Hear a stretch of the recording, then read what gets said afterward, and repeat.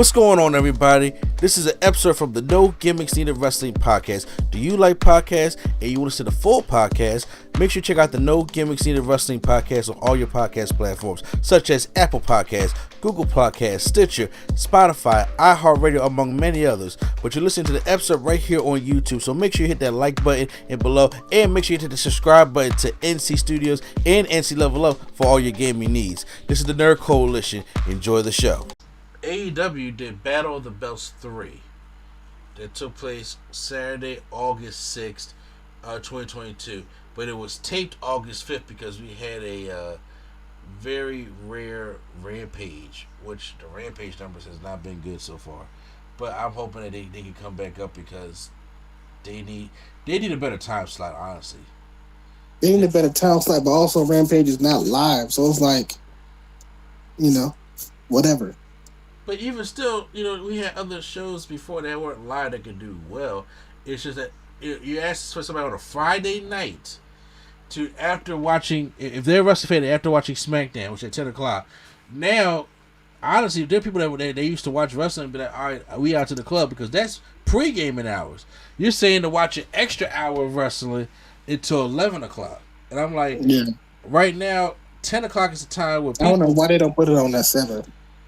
Yeah, I'm like, because 10 o'clock is, well, let's see, it's on TNT,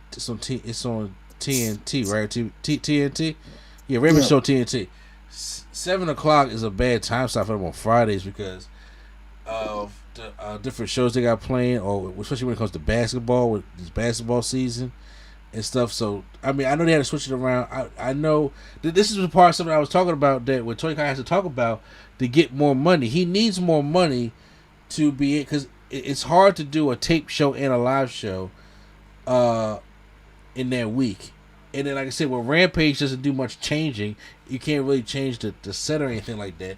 It makes it hard. In order to do stuff like that, you need more money, and you need a better time slot to bring in more viewers. And right now, the 11, because right now, I have no problem with Rampage. Actually, this past Rampage, man, minus Madison Rain, was a good episode of Rampage.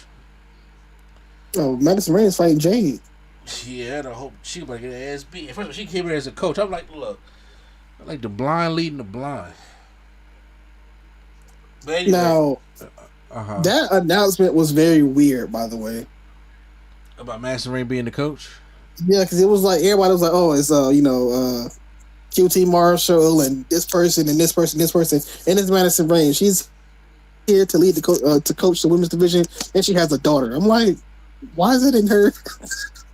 Why is it in her press release? And she has a daughter. What does that have to do with anything? Exactly. It doesn't. It fucking doesn't. So, so yeah, if he wants to, if we got that time slot and have better ratings, he gonna need more money to help out Rampage. But like I said, Keith Lee and Swerve had a street fight, and that match was pretty good. But this one was Battle of the Belts. It was 3 matches.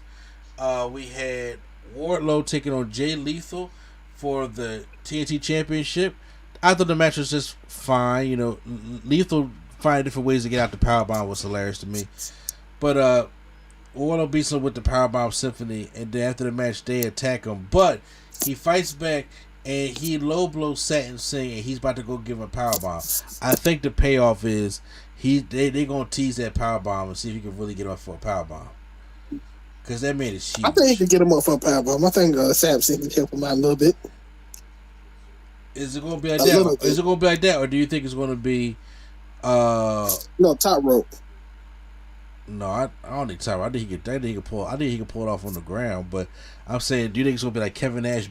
Giant WCW? Do you hold on? You mean to tell me you think Satnam Singh can lift himself up and sit up in midair to do a powerbomb?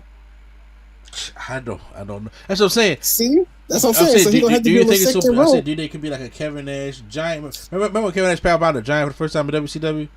Yeah, but Big Show was athletic enough to do all that. Satnam Singh is still new, so I think he just gonna catch him trying to do something stupid. He gonna catch him from the second rope and powerbomb him. Okay. Kind of like every time when Becky Lynch does the manhandle slam, the do job, or when Bianca does the KOD, the do job, she does it from the second rope because she can't get her up from the ground.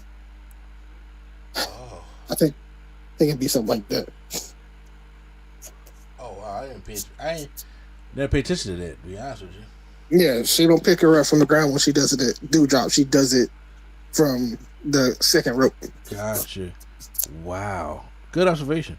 Yeah, it's always easier when you do it elevated rather than doing it from the ground.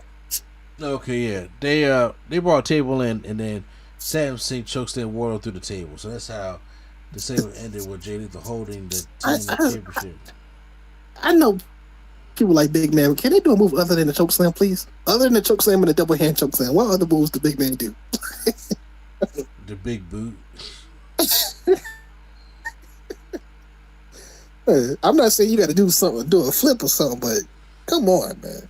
Dude, do something. Thunder Rosa had a women's championship match with Jamie Hayter. Strong matchup for these two ladies. Mm-hmm. They was beating each other up. Jamie Hayter is awesome. That's why. Because she damn sure is. That brainbuster she hit on Thunder Rosa, I was like, my God. And so Thunder Rosa gets the win. She like just barely gets away with it with a roll up. I like that kind of win to the point where it was like Jamie Hayter was giving you the best of her, and you had to find a way out. I enjoy that. I really want them to do more with Jamie Hayter. I agree. I know she's with the thing with Britt Baker and all that, but it's like she was such a menace in where she came from with Joshi and all that, and now she's just kind of like a lackey. And yeah, you know what? Hold on, real quick. Speaking of Jamie Hayter, actually, we can do this after AEW. I'll wait. Keep going. You sure? I mean, Jamie Hayter, she's AEW.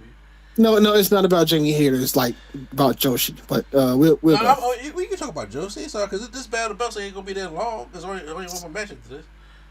Yeah, well, okay. So, New Japan Pro Wrestling and Stardom announced that they will now have a New Japan Women's Championship.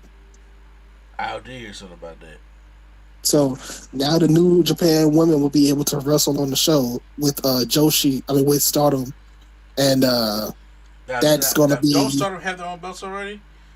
Yes, okay. Stardom has their own belt, so this won't be a quote unquote Stardom belt. It's New Japan, so it's basically this is like Impact and it's Impact and Ring of Honor. No, it's like when Impact had the NWA Championship. Yeah. They only defended it on TNA. It's something like that, basically. Oh, okay. So it is a Stardom title, but it doesn't mean anything in Stardom. It's only New Japan canon. Yeah, so I'm interested to see that, and that's kind of big, because that means that now women can wrestle at the Tokyo Dome shows and the Wrestle Kingdom and stuff like that, which is cool. So I just had to bring that up because shout out to my Joshi. I think Kairi Sane should be the first champion, but we're not on that yet, so we'll see. Oh yeah, that's right. Kairi Sane's out there too. The main event was Claudio Castagnoli taking on Kazuki. Oh, Takeshita. Okay. Oh my God! I know I messed up. It's like saying to catch her, but you say her. So Takeshita. Oh, to catch her. Sure, that's close. That's close enough to y'all. Well, him and Claudio had a great match. Yeah, Takeshita is really good, and he's in the stage where so when you're a young boy in New Japan, basically just you're a trainee. So he's in that stage where he's not a younger boy, and he's still new, but he's in that I'm growing phase. Because he's still new when it comes to wrestling wise, but he's good. Oh, he has been showing off how great he is. Yeah. Yeah. So, but that was basically about the best right there. It was only 3 matches and stuff like that, and it was some really good stuff.